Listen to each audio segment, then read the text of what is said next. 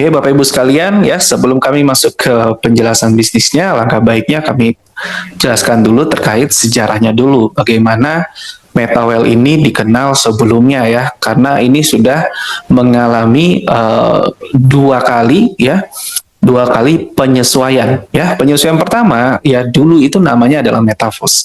Kalau kita mungkin Bapak Ibu sekalian belum pernah dengar Metawell atau Holyverse ya, Metaverse itu adalah nama awalnya. Seiring berjalan, karena ingin dilegalkan, berubahlah menjadi Holyverse, ya, yang begitu semakin proses legalnya, ya, di negaranya di Rusia di sana, dibutuhkan untuk pemecahan fokus ya. Ada yang fokus di PT untuk kesehatan dan lain-lain, pengembangan kesehatan digital, dan itu tidak menggunakan sistem network marketing, dan kita berfokus di network marketingnya di Metawell-nya Bapak Ibu sekalian.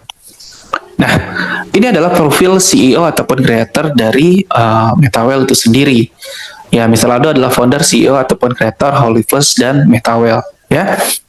Jadi seorang jenius dari Rusia yang telah menciptakan sebuah ekosistem penghasil kripto yang dapat dijalankan semua kalangan, kapanpun dan dimanapun.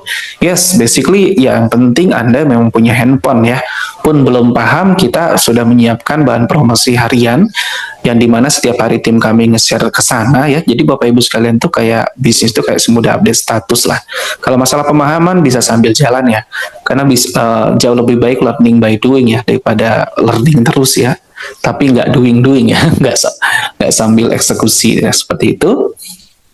Nah, sebelumnya mungkin kita akan memberikan informasi juga bahwa ini sedikit perbedaan ya, kelebihan bisnis sentral yang biasa kita jalankan dengan bisnis desentral yang saat ini kami informasikan.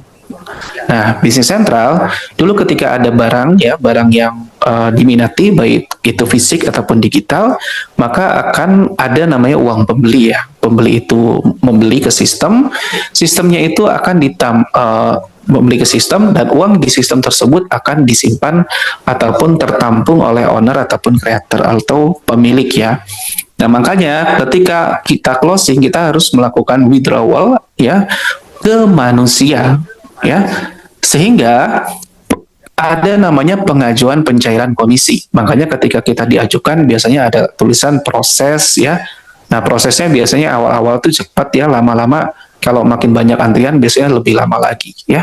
Nanti bisa H-1, H+3, H+7 dan seterusnya. Dan mungkin bisa jadi kalau misalkan owner atau krediturnya tidak amanah, bisa jadi tidak dibayar ya. Sehingga ini resikonya memang cukup tinggi ya. Tapi memang pun kita jadi pemilik pun modalnya besar dan lain-lain segala macam ya, resikonya pun lebih besar misalkan seperti itu.